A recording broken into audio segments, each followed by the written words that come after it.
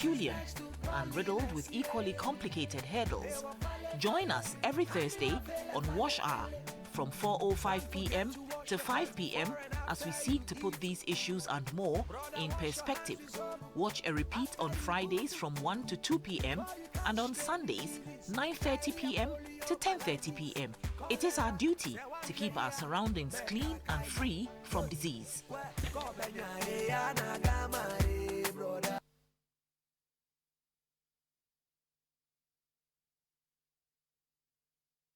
Wash Hour. The Daily Graphic of 18 April 1960 had the banner headline, "When the Rains Came to Accra." This alone tells us that flooding has been an unending recurrence in the city for decades.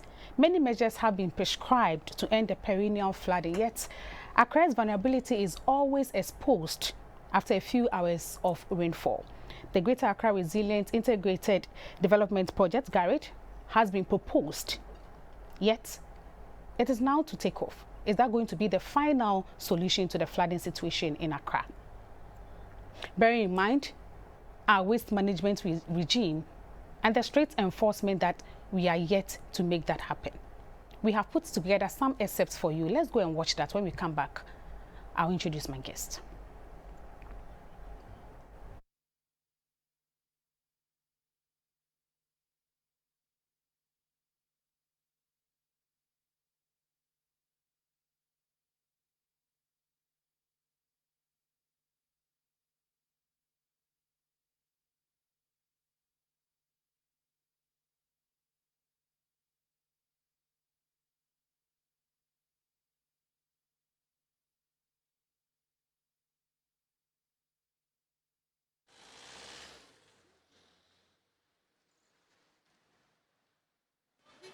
Government will continue to work towards the day when Ghanaians, especially those in Accra, will live in calm and tranquility through the rainy season.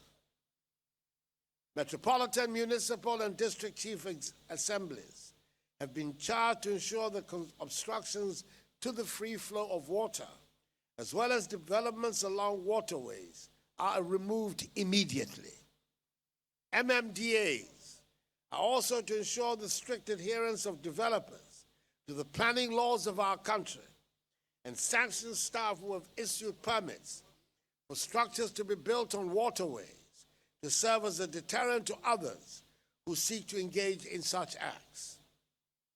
To ensure these directives are strictly complied with, I have established a monitoring unit at Jubilee House that will be reporting directly to me on the progress of the implementation of these measures.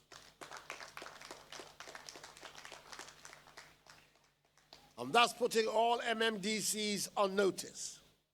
You will be held accountable for any breaches that result in damage from flooding. As President of the Republic, I will not allow the selfish acts of a few to jeopardize the collective futures of the rest of us. While government does its part, we cannot overlook the negative effects of dumping of refuse into open drains by some unpatriotic citizens.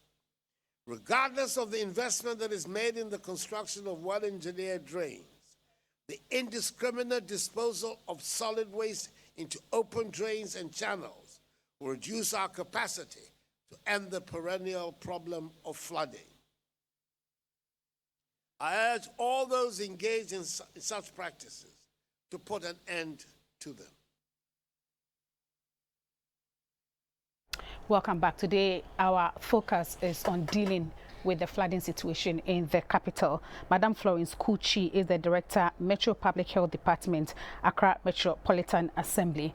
Madam, thank you for joining us. Thank you, Auntie Amy. Also here to help us with the discussion is Mr. Patrick Apoya, a WASH consultant. Sir, you are also welcome. Thank you. Right. The Ghana Meteorological Agency has also introduced an app. They call it My Flood Risk Accra app. We will speak to Mr. Jonathan Asamoah to know more about this app and how to navigate around it. You can join the conversation on WhatsApp 0557 446 429. 0557 446 429. When we are ready to receive your calls, we'll put the number on your screen for you to join us via your calls. Mr. Apoya, perhaps let me start from you. The president appears to have summarized the issue and the problems that we have. Yet these are no new measures that he has pointed at. Yes, and rightly so, he did. They are not new measures, but it also tells you that there are problems that have been allowed to entrench, and practically the forces that you need to galvanize in order to deal with them has been very elusive, which means even though we know people are building on waterways, just go and remove them. It's no longer as simple as just go and remove them. Even though we know that the drains are not adequate, well, we are still struggling. We haven't got enough money, but we are dealing with them. Even though we know that if we don't dispose of our waste properly, they are going to choke our drains, and if they choke our drains, it will even diminish the capacities of the already small drains further, and therefore it will choke. But dealing with our waste challenge has been elusive to date.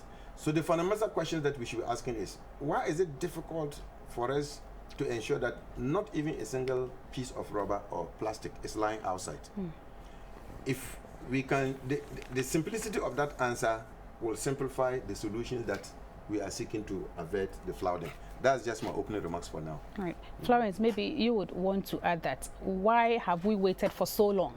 Why is the president now saying, giving that call to the MMDAs? Why now? Thank you. Let me say, we weren't waiting for the president to give us a call. It has been the mandate of the MMDAs to ensure and enforce the bylaws on people who are flouting sanitation issues, on people who are building on waterways.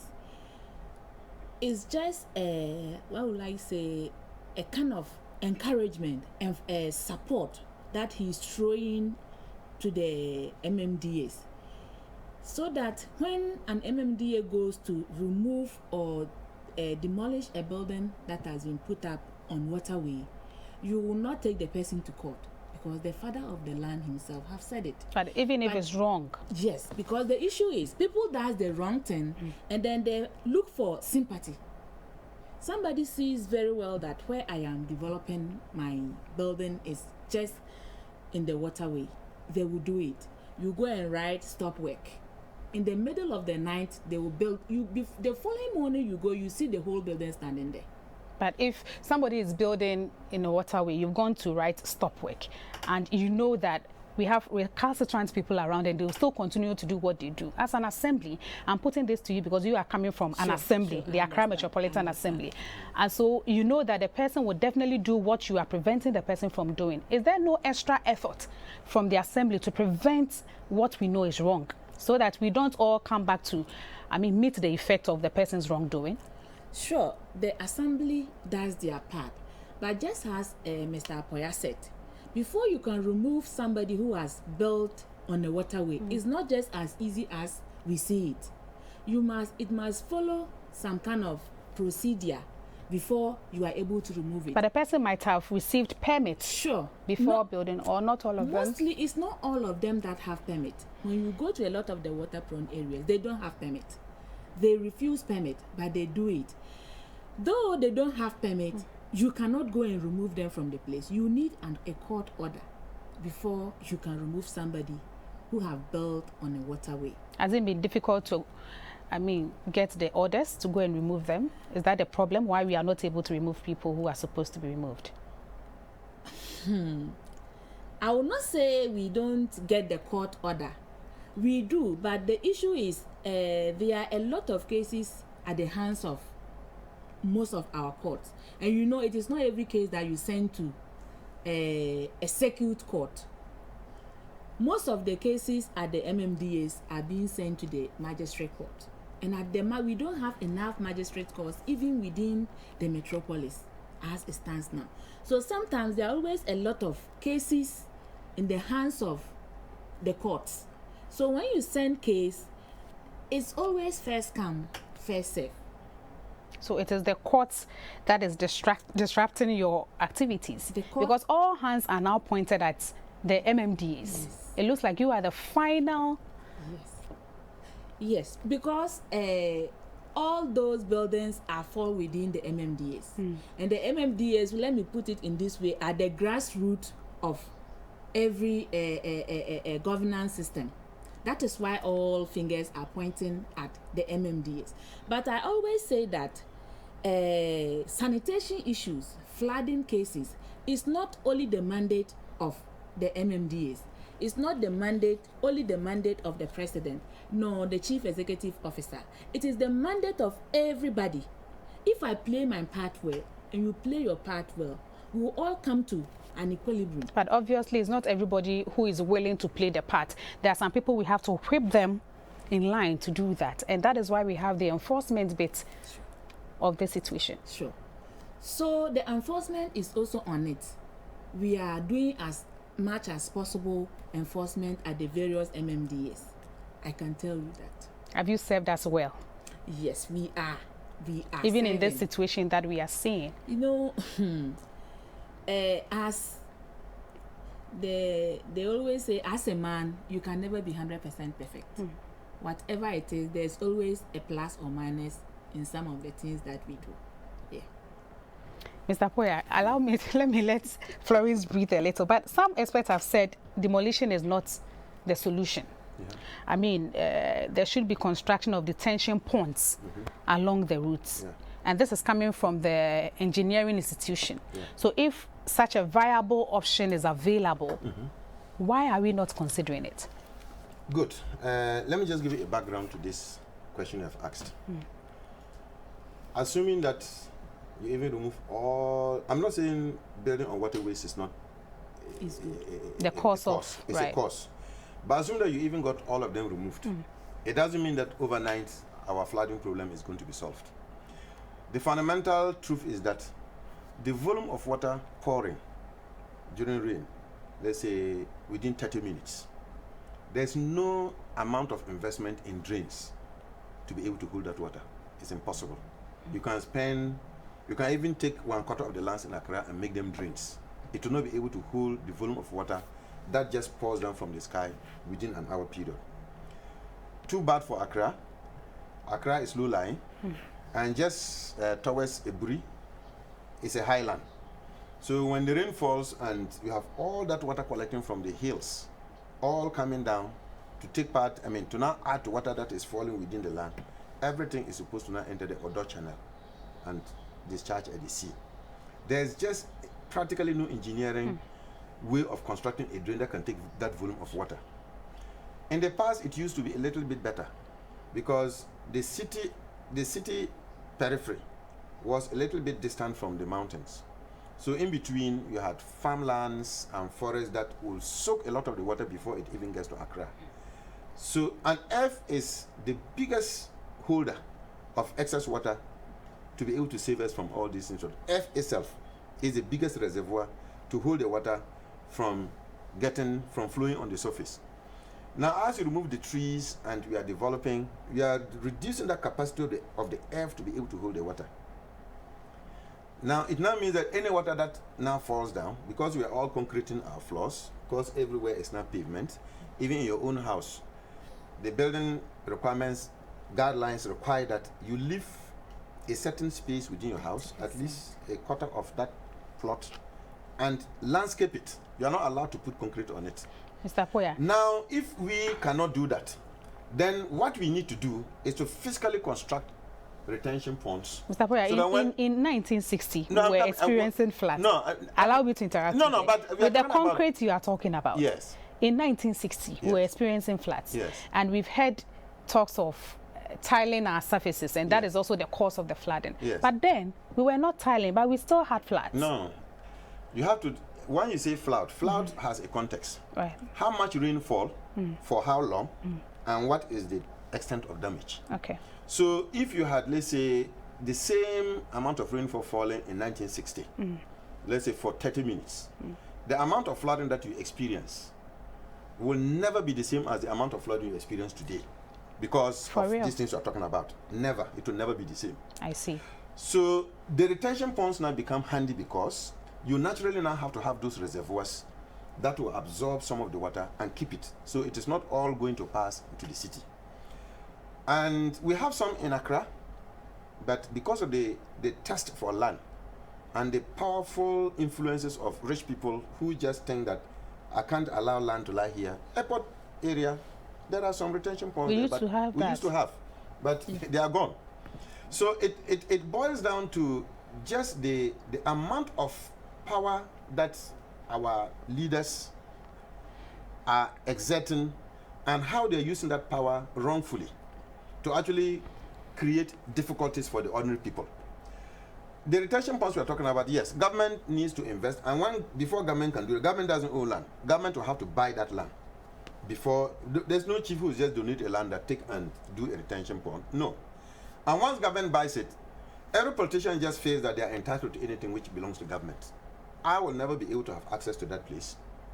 You may not have access. But it's the same politicians that we put there as our leaders. Who are the people who have access to that place? Or at least people who have so much money that they can influence the politicians. So yes, you have the retention ponds, they will serve us for a while. We can see a relief.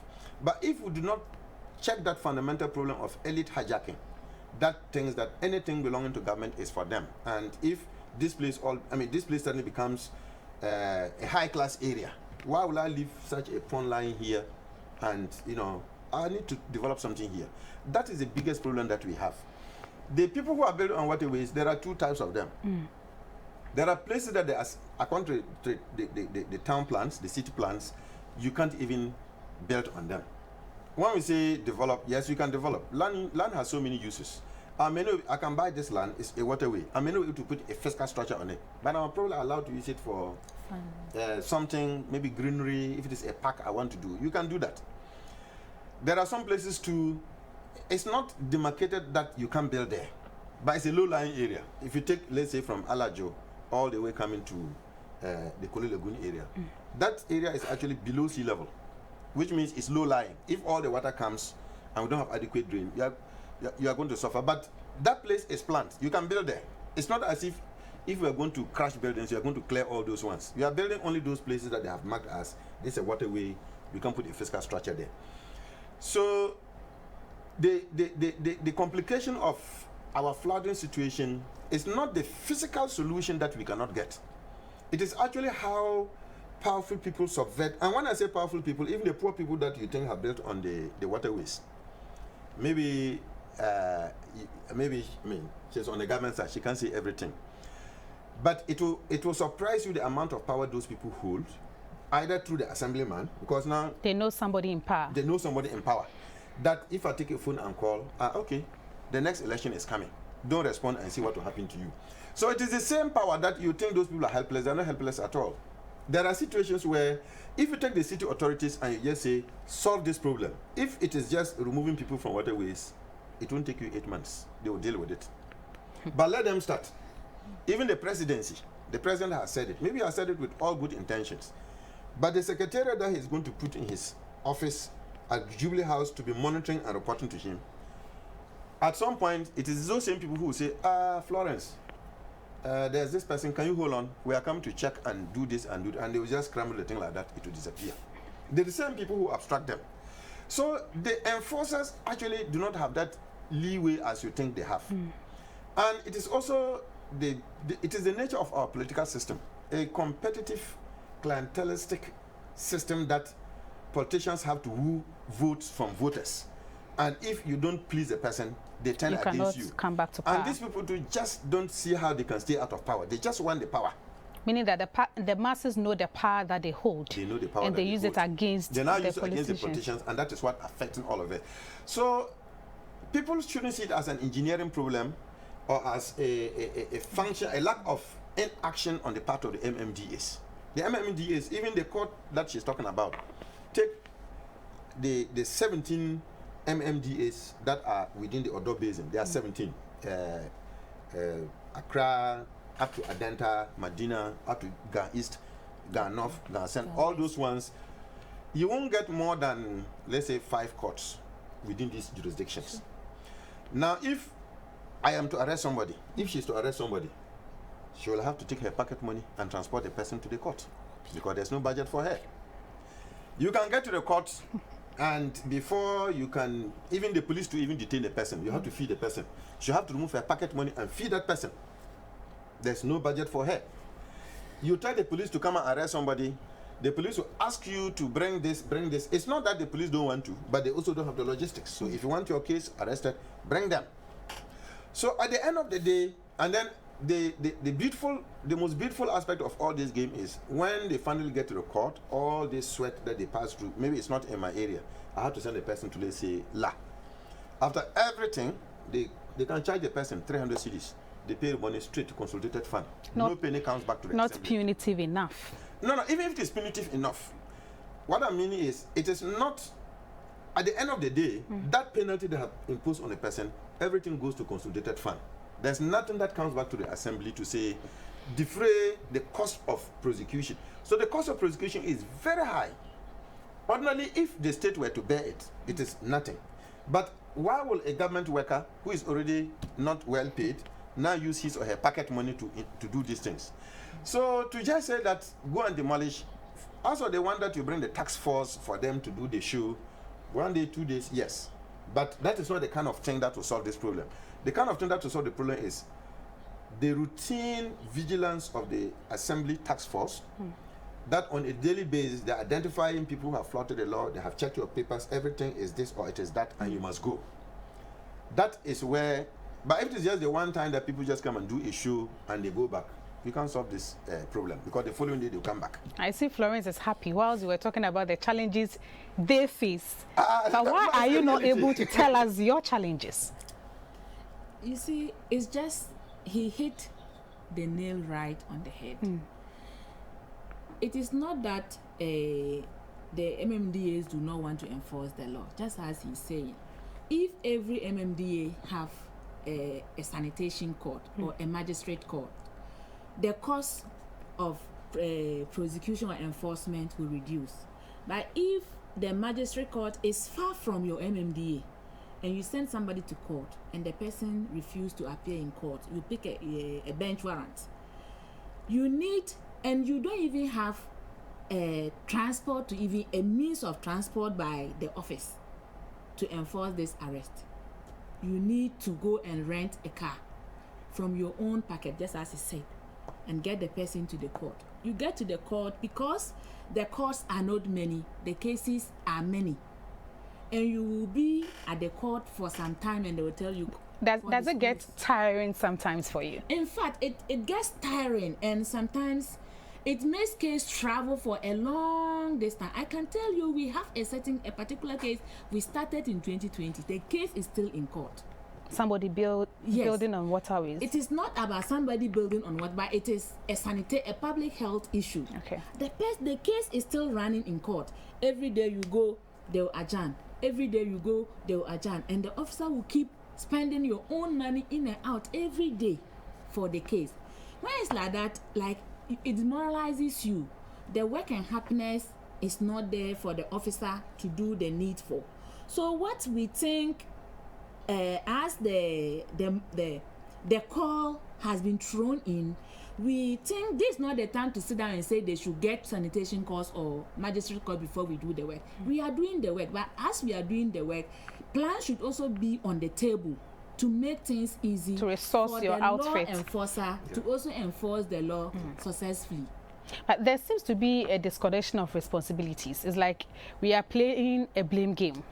Last week I had the president of the Institute of Planners and Engineering, and they both pointed fingers at the MMDs. So I'm wondering, have they ever come to your doorstep to even tell you that we see this here and we think when you do it like this, it can help? Do they give you, say, reports? Do they give you alerts? How are you able to work together with such institutions to make your work easier? You see, it's very easy to blame somebody than to applaud somebody. People are always looking out for issues or ant holes to make an issue out of it. But that is not the case. For instance, if one person, you cannot be at the same place at the same time. You may be here trying to enforce a particular law at a particular community. At a different community, somebody is doing the same thing. That is why His Excellency the President said, we shouldn't be spectators. We should be citizens, responsible citizens. So when you see a case, we have our complaints desks at all the MMDAs. AMA, we even have a digitized complaint app that you can just send your complaint in, and then we go, whatever it is, we work on it, and then give a feedback. People will not come and give the complaint, but they will sit back and find fault for the MMDAs. Everybody is part of the MMDA. It's not only those who are working within the MMDAs that the MMDAs belongs to. The MMDA is just a structure that is to lead for the right things to be done. Mr. Poya, June 3rd disaster. Yeah. I remember vividly. We said never again. Yes. And never again seems like a cliche. And every year, it looks like it was an empty promise. Yeah. We keep assuring ourselves next year we are not going to do that, but we do that. I want you to ponder on it. Did we even learn any lessons from what we experienced during that disaster?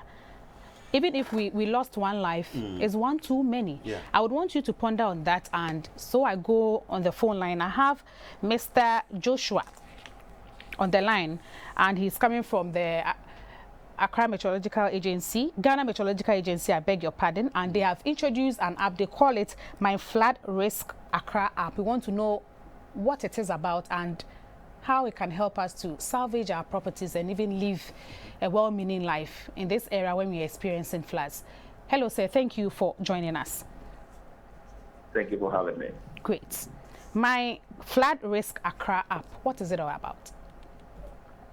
All right. So basically, what the app does is it considers the flood-prone areas in Accra, and that Eastern West, Accra Metro, those areas where we are focusing on as a pilot. So we consider those areas and we feed the app with rainfall forecast. But unlike the forecast that we send, where we just tell that it's going to rain, the forecast we feed the app is more like a quantitative one. So we tell the amount of that is expected from that area. So there are other algorithms fed into the app. So once the app sees this amount of rainfall at the forecast for it, it's able to predict the water level at those areas. So you'll be able to know whether your risk is low, or is moderate, or there's a high risk of flooding over that area. So every location you get the risk level for that area based on the forecast that has been fed to the app. So obviously you need a smartphone to be able to have this app. Is that it? Yes, you need a smartphone. It's now available Play Store and App Store. So what I have Android, you can still get out. So what about people who are not able to use such smartphones? Are we not cutting them out of this important information that you are given? Not exactly the case, because we have some graphics presented in the app. If you open the app, you build it, then you see the water level on the level, the size on the building will tell you the risk. So I'm sure people who can't even read it well will be able to see from the graphics that this water level will be high or low, or even though they will still have some shortcomings, but I'm sure the graphics will help in a way. Right. So you said Play Store. Kindly take us through. How do I get to see the app? How do I install it on my phone?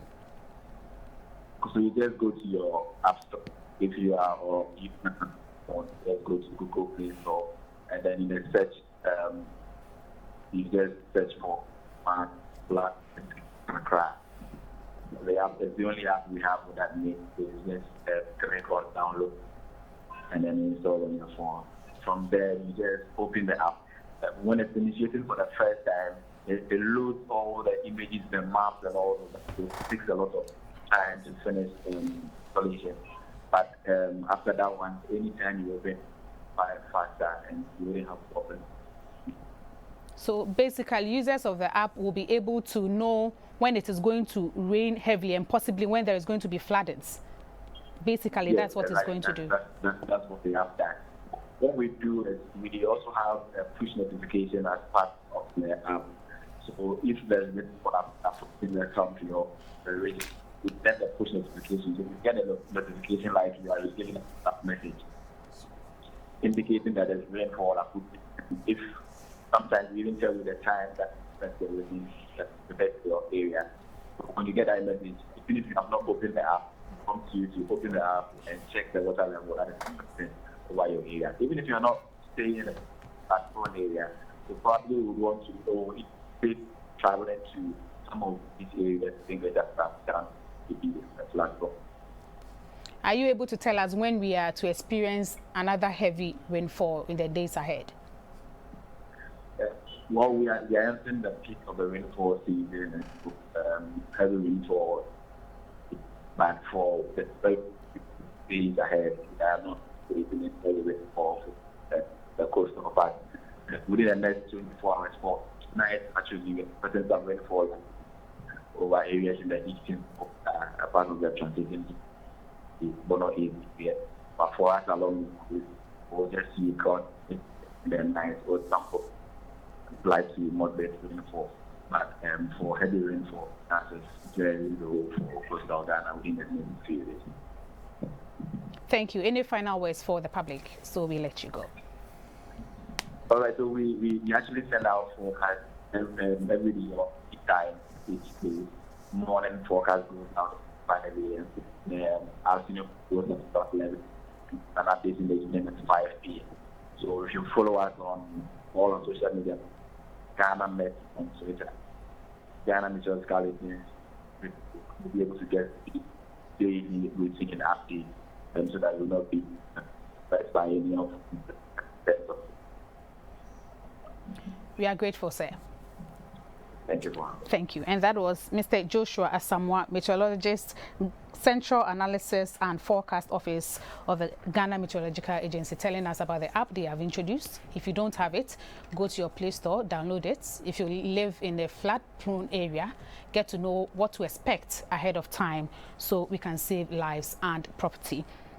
And back to the studio, Mr. Apoya and Madam Florence Kuchi are here with me. And before we went for that discussion on the phone, I asked the question about whether we learned any lessons from the June 3rd disaster. Mr. Apoya would want to go first. Yes, I would say we have learned. What I cannot say for sure is whether we are willing to use those lessons to correct the mistakes that in the first place led to that June 3rd disaster. We have learned because I think after that, even the app that you have heard, all efforts to look at the problem holistically, not only prevention, but how do you mitigate the effects if the floods do come. This early warning applications that we are just hearing about is one of them. So everybody has been busy looking at how to contribute in one way or the other. I know the AMA, their assembly, is also collaborating with GIZ, trying to look at an insurance product for people who are victims. People who are living in the flood zone. Okay. So that at least they have an insurance in case of anything close to that. At least you don't go down in poverty, but there's an insurance that will be able Meaning to that they are going to complement the efforts of NADMO. Is that actually, it? That's right. Which means if you are, it's like any insurance where the risk actually materializes, then they stabilize you, bring you back to where you were.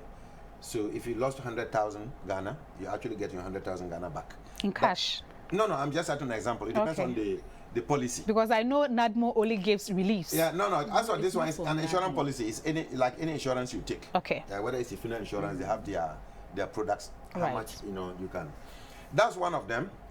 What I'm not sure, and if you even look at the Garrett project that we are talking about, it was actually an inspiration from the June 3rd disaster. That never again mantra is actually the foundation for the design of what we now have called Garrett. But you know, the period for designing government things, it takes just too long. If you look at that time and now, we should have been completing Garrett.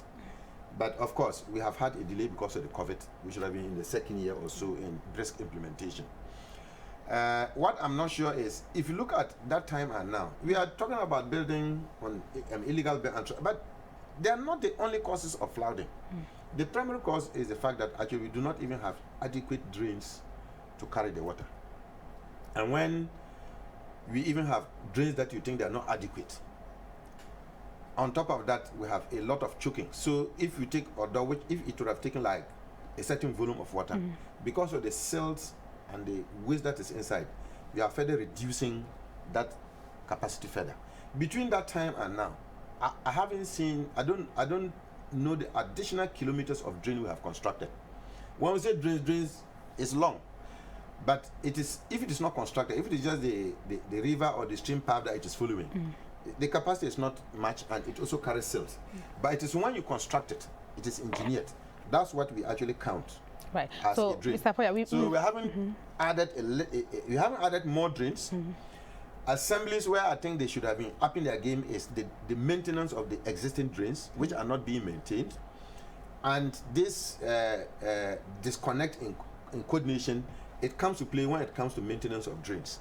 There are assemblies that will tell you that drain maintenance is not my responsibility. My responsibility. It is for urban roads, and it is for hydrological services department. And hydro too will just put a drain. They don't have, it's not staffed like an assembly that have people that will go back to do maintenance. Urban roads are doing their roads. For them, they may not even be talking about flooding. They may just want that road, water should not stay on their road when it rains. So, and people think that gutter that urban roads have done is for flooding. Yes, it will contribute, but their main attention is water not to lie on the road. So the lack of coordination is actually something that we should have been able to learn from June 3rd to say, even if we are not getting money to invest in the new infrastructure, the existing one should be maintained. You will see a community will do its own effort to do communal labor and desilt a gutter. Even for an assembly to organize and bring trucks to come and carry away, they will lie there. We have the system where they desilt the gutters, Yes. and we pack them on the shoulders of the road. Unfortunately, when it rains again, everything washed back into the gutters. Yeah, these are things, but if they cannot even get money to arrest somebody, maybe how will they get money to do these things? And it is just not acceptable to have these kinds of excuses. But we have been told that when they desilt the gutters and they put it on the shoulders of the road, they are waiting for the desilted materials to dry before they can carry it. Madam Florence, you are coming from AMA. Is that the reason behind why you put those things there? Okay, let me say, most of the times when people are going to carry out communal labor, first of all, they are supposed to inform the assembly, for the assembly to be aware that on this day at this time, we are carrying out a communal labor. And these are the necessary tools we need to carry out the labor. If you have your tools, but you will need a truck to carry the silt after the communal labor is done. Most of them just go to do their own thing without informing the assembly.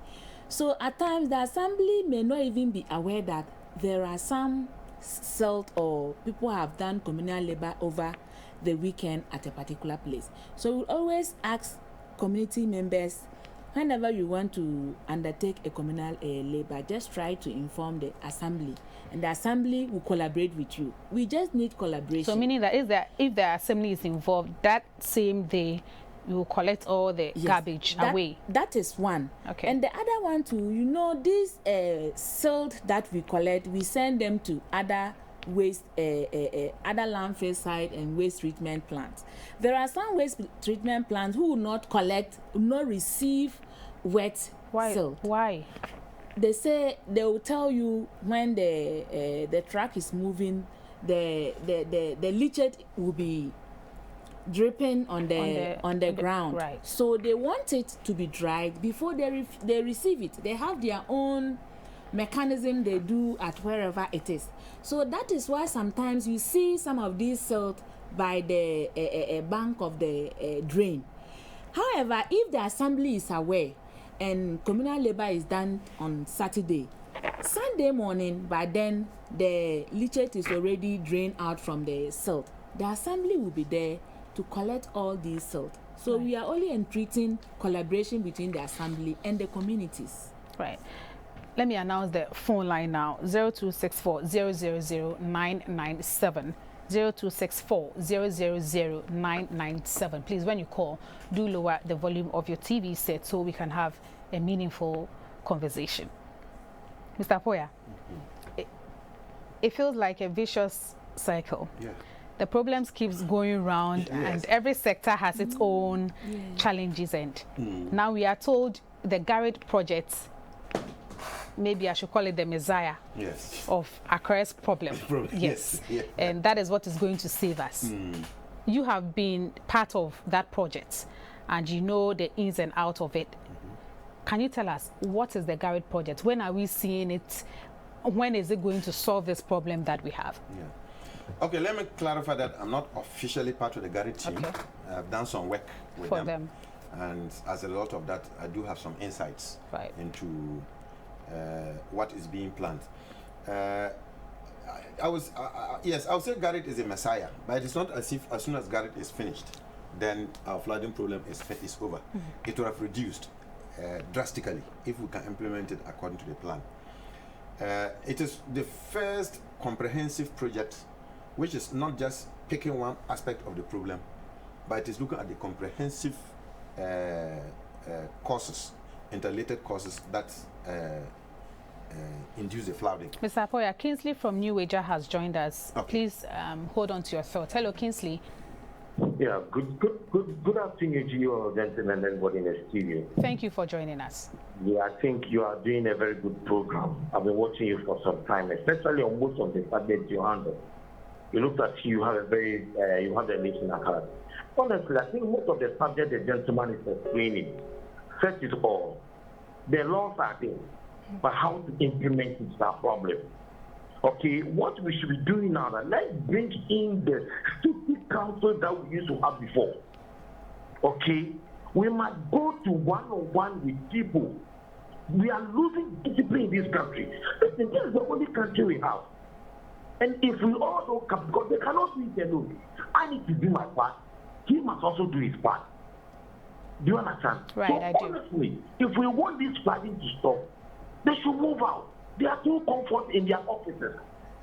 And also, the app they brought is fine. If I don't have what they call, how can I? They should put WhatsApp number that people can take pictures of places and send it to them. Thank you, Kingsley. Also is for them. Thank you very much. Thank you so much. I can also feel the passion in your voice, and we are all doing it for Mother Ghana. Mr. Apoya, briefly, let us know about this. So, the different components they're dealing with, they know that there's a behavior component, which is around solid waste management.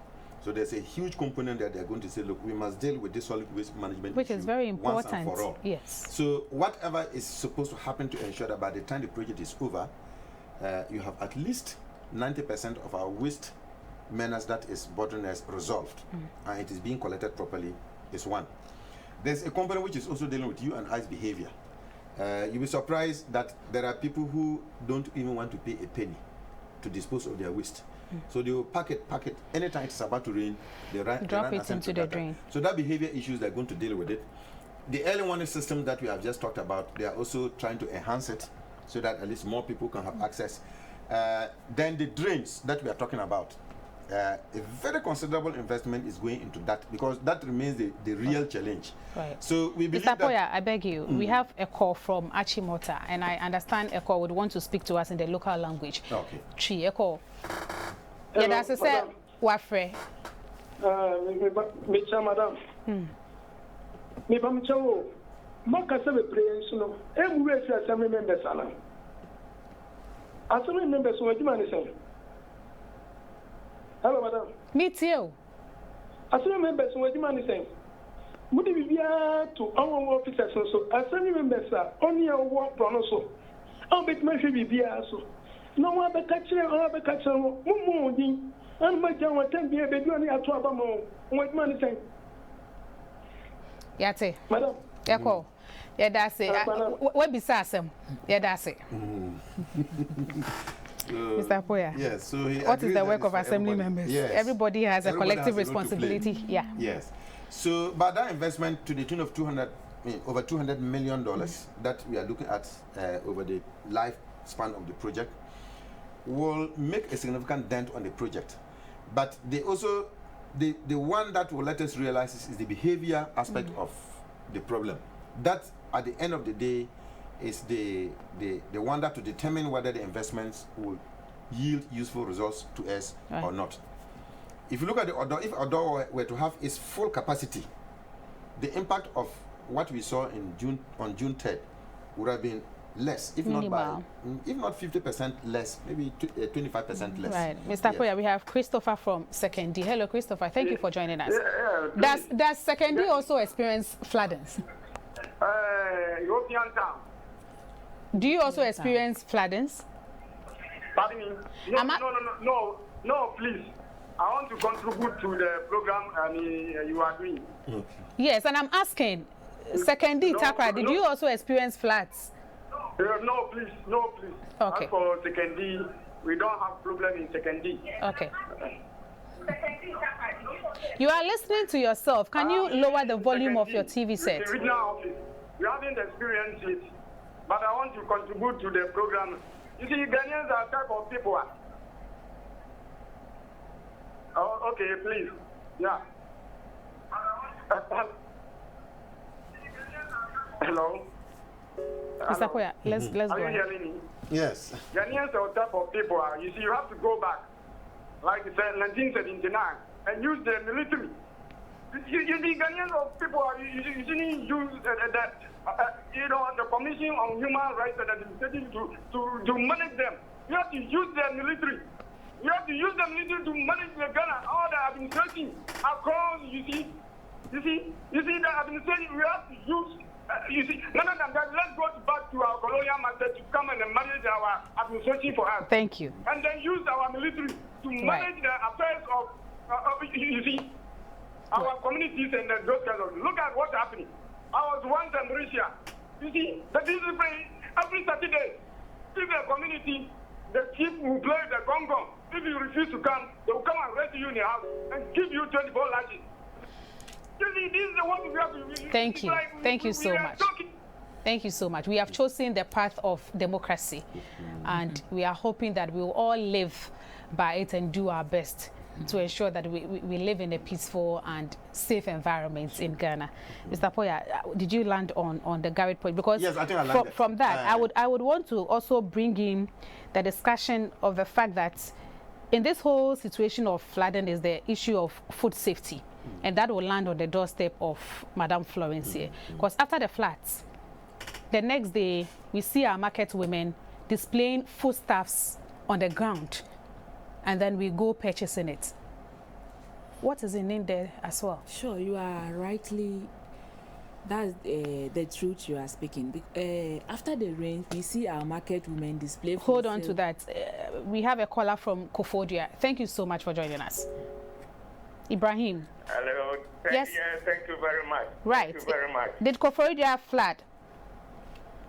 Yes, Koforidua used to have serious flooding, and the Municipal Assembly had some support from the World Bank to do some drainage. And as part of the drainage, a retaining pond was created. And I want to say that it attempts to minimize the flooding in Koforidua. That is good to hear. Yes, so the idea of constructing retaining ponds should not be wished away as quickly as our panelists, the main panelists was trying to indicate, that the no amount of funding can retain all the water. It will be part of the solution. It is important. Right. Thank you very much. Then secondly, please, let's not forget that something is causing all these problems. We are in a climate change. The whole world, the climate is changing. So how are we preparing for the future development and the present and future development of this nation in this crisis, in the crisis of climate change. This is what our engineers and our metropolitan assemblies must come up with. The plans must comply with the change that is coming. Right, thank you. Thank you so much. We are grateful.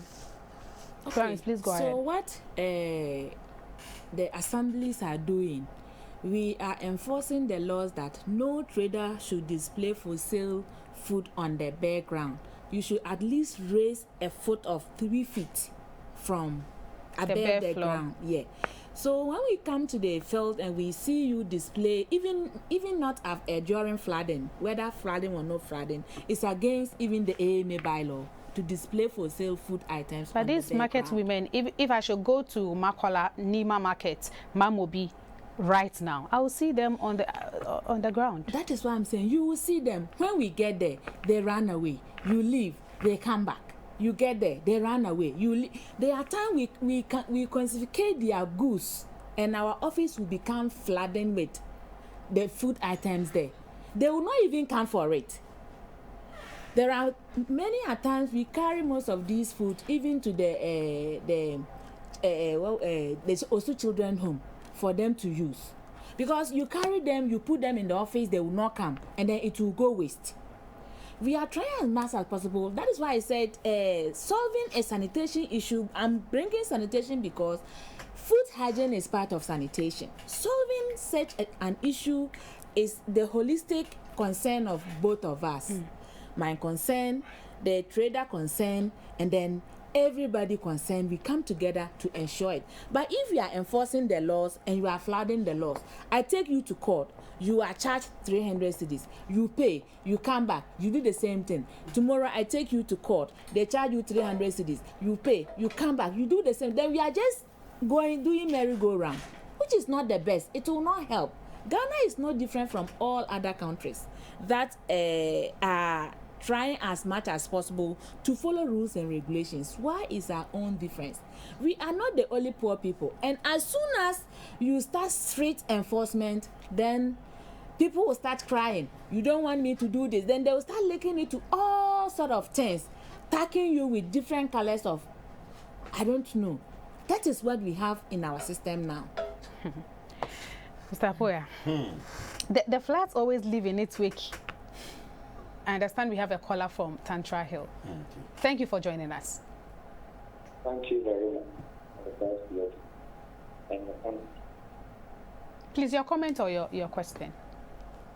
Yeah, I'm talking about the flooding within Tantra Hill and then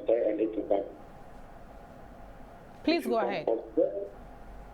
The district assemblies and assemblies are not helping us because the temperature is building around. I don't know how they come to giving those permits. Looking at about there is a filling station, a third filling station. And they are condemned to come with it. So I want to ask Can you raise up your voice a bit? We can hardly hear you. Okay, thank you. I said if you come to Fangon roundabout, the roundabout, there is a shared filling station. Go ahead. To go to the flooding of the area, the Fangon area, whenever it means 30%, the place has to be flooded because of the duplicate over there. The filling station over there, I condemn the duplicate over there, and there is a filling station. I want to ask the district account if they are spent, and the district the filling station is having a credit. Right, thank you. Mr. Apoya, we are about to wrap up, but there is this post I chanced on social media, and it was written by one Emmanuel J.K. Arthur, and he has creatively summarized the problem that we are facing in a beautiful piece, and I would want us to take some portions of it. And he goes as Accra is celebrating its annual flooding festival. Traditionally, the festival is celebrated by Accra residents who live in low-lying areas, also known as flood-prone areas, FPA. It is celebrated from March and climaxed in June every year since 1960s. During the period, the Sitting Works and Housing Minister and the Regional Minister are joined by the district and municipal assembly heads and NADMO officials to tour celebrating areas to reiterate the commitment of government to end the perennial flooding. The ritual by the government officials is covered widely in the media, both local and foreign, and same is repeated annually. He goes on to say this year's celebration is on the theme, blaming all for our collective actions. Wow. And you may laugh, but he has raised important, issues for us to ponder about. Yes. No, I think this is, I couldn't have put it in a better way. And it's just a summary of who we are. He has beautifully... It's like we only talk about flooding when we are in it. When there's a small relief and the rains are over, it's like we go to sleep. Is that not what we are doing now? That's what we are doing now. And if I should ask, of course, you are the premier TV station in the country. You are the paying. Between outside the period that he talked about, how many times did you host a show on flooding? How to prevent flooding in this studio? So I think I agree with him. It's an annual ritual, but we now know that even some of the cultural practices that are injurious to our health, we are outdated. We've taken them out. So I will appeal that this particular ritual and festival that has been described perfectly by this guy, we should begin to see how we should also take it out of our lives. Right. I don't think it's one of the festivals that we would like to live with. An annual flooding festival. Annual flooding festival. Florence, do you live in an FPA, a flood-prone area? Unfortunately, I live on the mountains, right, up high Equiapem Ridge. They say the vulture will say, after the rains, I'll build my house. Immediately the rains are over, it will forget. Every year, the vulture builds a house after the rains. It used to be like that, but every year when there is a flood, something is being solved. An issue is being solved and a new one is being created. While solving a problem, you have to create another problem to be able to solve a problem. So that is where the issue comes in. You are removing buildings under waterways. Okay. People are also disposing waste through the drains. Where do we go? Unless we all put our hands on decks to solve it holistically, everyone will say, from now going, I am going to be a good citizen. I will not dispose of my waste anyhow. I will register with the accredited waste collection company. I mention accredited waste collection company because most of these Aboboya guys that carry the waste, where do they send it to? Where do they end it? Give your waste to somebody that you know where the waste will end up, and end up properly in an environmental biosecurity. Especially manner. when we are telling them not to use the major highway. Yes. So we should all try as much as possible. Every community has an accredited waste collection company. Areas that the waste collection trust cannot go, they have these small tricycle vans that go around to collect this waste. We should try as much as possible to register. In AMA, when we come to your house and you don't even have a dustbin, we take you to court.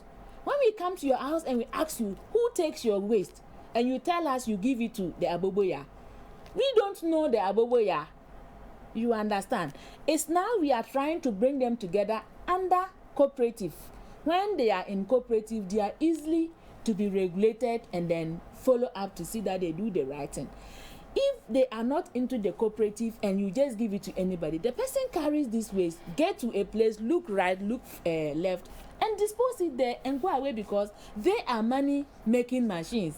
They are thinking of how much I will make a day and go and make my sales to the owner of the tricycle and also get something to send it home to take care of my family.